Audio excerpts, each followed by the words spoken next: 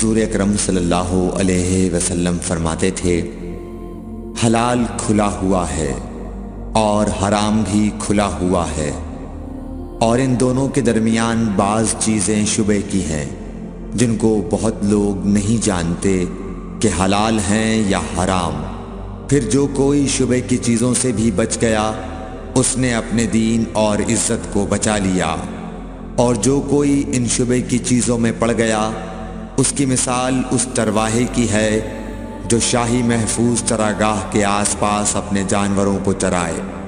وہ قریب ہے کہ کبھی اس چراگاہ کے اندر گھس جائے اور شاہی مجرم قرار پائے۔ سن لو، ہر بادشاہ کی ایک چراگاہ ہوتی ہے، اللہ کی چراگاہ اس کی زمین پر حرام چیزیں ہیں، پس ان سے بچو۔ اور سن لو، بدن میں ایک گوشت کا ٹکڑا ہے، جب وہ درست ہوگا سارا بدن درست ہوگا، اور جہاں بگڑا سارا بدن بگڑ گیا۔ سن لو، وہ ٹکڑا آدمی کا دل ہے۔ صحیح بخاری حدیث نمبر 53۔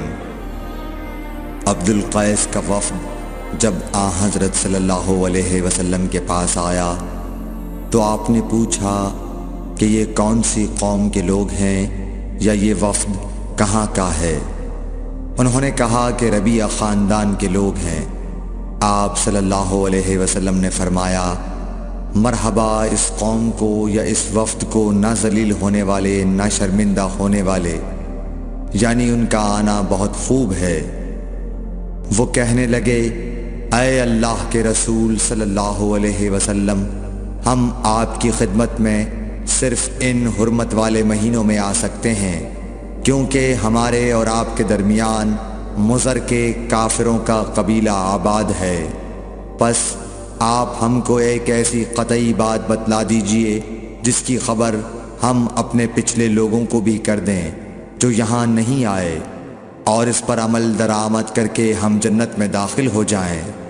اور انہوں نے آپ سے اپنے برتنوں کے بارے میں بھی پوچھا۔